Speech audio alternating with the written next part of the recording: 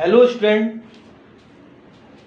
तो आज का हमारा जो लेक्चर है वह रिप्रोडक्शन, बहुत इंटरेस्टिंग और इम्पॉर्टेंट ये चैप्टर होता है रिप्रोडक्शन। ठीक है, तो चलिए स्टार्ट करते हैं reproduction full concept full NCERT के साथ। ठीक है, तो चलिए स्टार्ट करते हैं reproduction. The term of reproduction consists of two words. First, re plus production.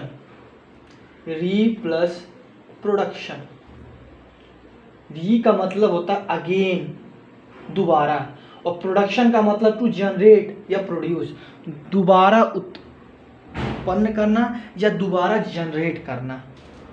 ठीक है, reproduction is a process in which a living, non living में तो होगा ही नहीं reproduction. Reproduction is a process in which a living organism produce again a copy of its own kind species, अपने ही जैसे एक दूसरे ऑर्गेनिज्म को प्रोड्यूस करते हैं, इसी को कहते हैं हम रिप्रोडक्शन। ठीक, reproduction is the most important characteristics feature of all living organism. Reproduction is the most important characteristic feature of all living organism. पहला होता है टाइप ऑफ रिप्रोडक्शन के प्रकार। फर्स्ट एसेक्सुअल रिप्रोडक्शन और second is the sexual reproduction. Asexual reproduction और second is the sexual reproduction. And the reproduction is two type. First is asexual reproduction and second is sexual reproduction. Asexual reproduction, in this type of reproduction only one individual can give birth to new individual. केवल one individual birth करता है, ठीक है, new individual को। But sexual reproduction क्या है? In this type of reproduction essentially involve two, कम से कम दो तो होना बहुत जरूरी है।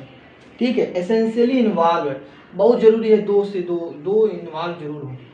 ठीक है, both individual produce specialised cell, दोनों इंडिविजुअल क्या करते हैं? प्रोड्यूस करते हैं स्पेशलाइज्ड सेल। ये स्पेशलाइज्ड सेल प्रोड्यूस करते हैं और ये स्पेशलाइज्ड सेल एक दूसरे से फर्टिलाइज करते हैं और फर्टिलाइज करके प्रोड्यूस करते हैं एक नए ऑर्गेनिज्म को। वही कह रहा है कि both individual produce specialised cell called gamete, जिसे हम गैमिट कहते हैं। क्या कहते हैं? गैमिट, जिसे हम गैमिट कहते हैं। और दिस गैमिट आर फर्टिलाइज, ये दोनों गैमिट जब एक दूसरे से फर्टिलाइज करते हैं तो बनाते हैं न्यू ऑर्गेनिज्म।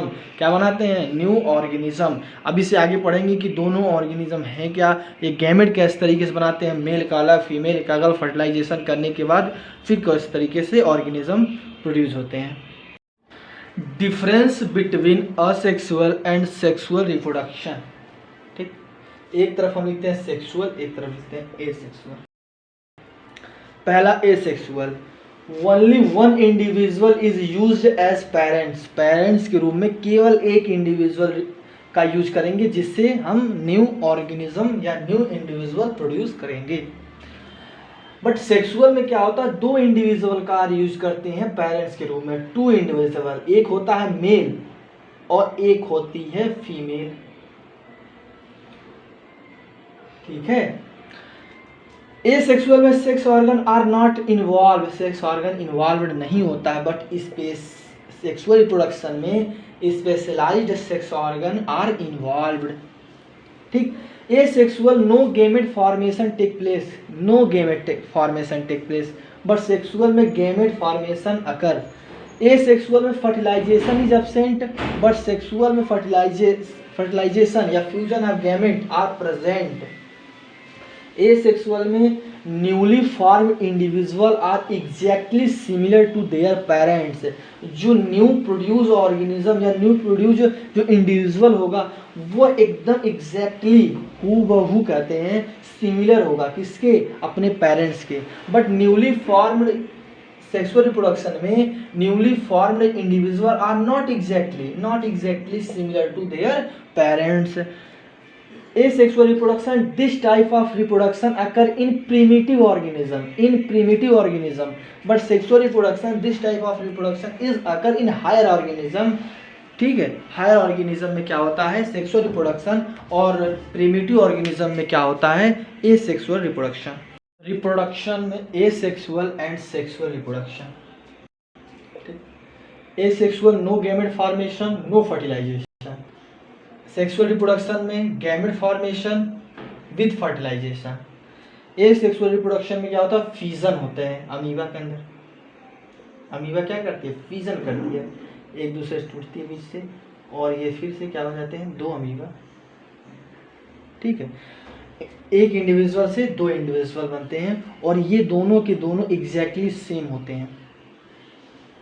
ठीक है, ये ऑफ स्प्रिंग कर सकते हैं, लेकिन हम इन्हें जब सेम रहते हैं तो हम इन्हें क्या करते हैं क्लोन. ठीक, क्लोन क्या होता है एग्जैक्टली सेम होता है अपने पेरेंट से. बर्डिंग होती है ईस्ट और हाइड्रा के अंदर. ईस्ट और हाइड्रा के अंदर क्या होती है बर्डिंग. ये बर्ड यहाँ से कट टूटती है और यहाँ से फिर ये बर्ड लेकिन न्यू ऑर्गेनिज्म में तब्दील हो, एक न्यू हाइड्रा में तब्दील हो जाती है.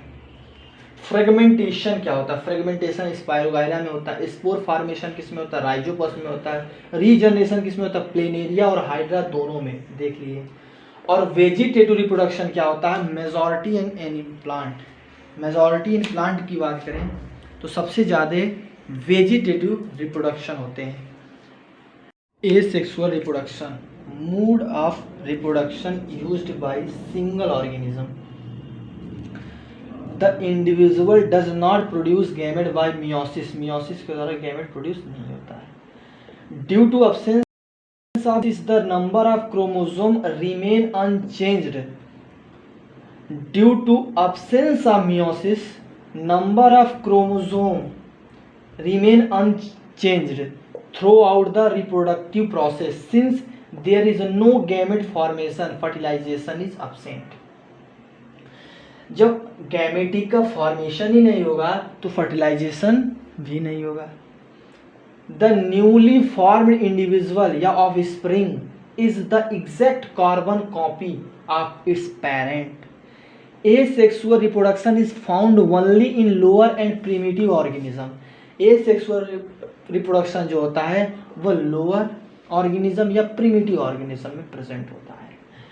Various method of a reproduction are पहला fusion, budding, spore formation, regeneration, vegetative propagation. Fission, this type of reproduction is found in unicellular organism like amoeba, paramecium and bacteria.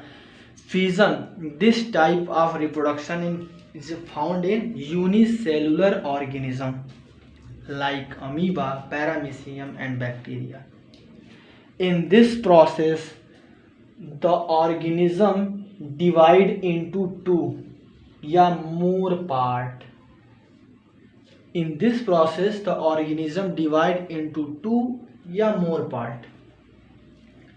Each part able to produce new individual. It may be following part. One part divide, two or more part, and each part produce a new individual. Binary fission, सबसे पहला होता है binary fission. Fission के दो प्रकार, binary fission, multiple fission. तो binary fission में क्या होता है कि in this process the parental organism divide into two half by simple mitotic division. Each half receive equal gametic material and is able to grow into a new individual. मतलब a parent in this process parental organism divide are two part. Okay, part each half equal receive gametic material जितना होगा, जिसमें ये gametic material इसके अंदर ही दो part में divide हो जाएंगे. एक गैमेटिक इक्वल पार्ट में गैमेटिक मटेरियल भी बटेंगी. ठीक है, and is able to grow into a new individual. Example हम लें अगर बाइनरी फिजन का, अमीबा एंड पैरामीशियम, और बाइनरी फिजन का एक लेशमानिया ऑर्गेनिज्म है जो डिजीज काज करता है, जिसका नाम है काला आजार। ये डिवाइड करता रहता है, 1 से 2, 2 से 4, 4 से 8 डिवाइड। ठीक है, एग्जाम्पल हम देखें तो पेरेंटल अमीबा का एग्जाम्पल लिए। ये देखिए ये अमीबा किस तरीके से पहले न्यूक्लियस को डिवाइड करती है, इक्वल पार्ट में बांट देती है। ठीक है, और उसके बाद जितने गैमेटिक मटेरियल होते बांट दी, उसके बाद आ जाती है किसमें, खुद डिवाइड होकर डटर न्यूक्लियस डटर अमीबा को प्रोड्यूस करती है। Daughter amoeba okay. Multiple fission, in this process the parental body divide amitotically to produce many small nuclei without any division of cytoplasm। बिना साइटोप्लाज्म के डिवीजन न्यूक्लियस खूब छोटी छोटी part में क्या करती है, डिवाइड हो जाती है। बाद में later each nucleus collect some cytoplasmic around के चारों तरफ घिर जाती हैं। The parental body now divide into many small pieces each containing a nucleus and some cytoplasm around us। होता क्या है, इसके लिए हमें पहले फ्लो चार्ट आप बना लीजिए।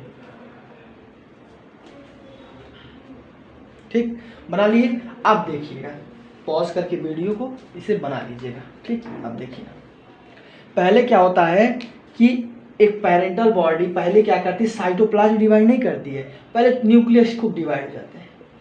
ठीक, जब न्यूक्लियस डिवाइड कर लेते हैं उसके बाद साइटोप्लाज्म की बारी आती है।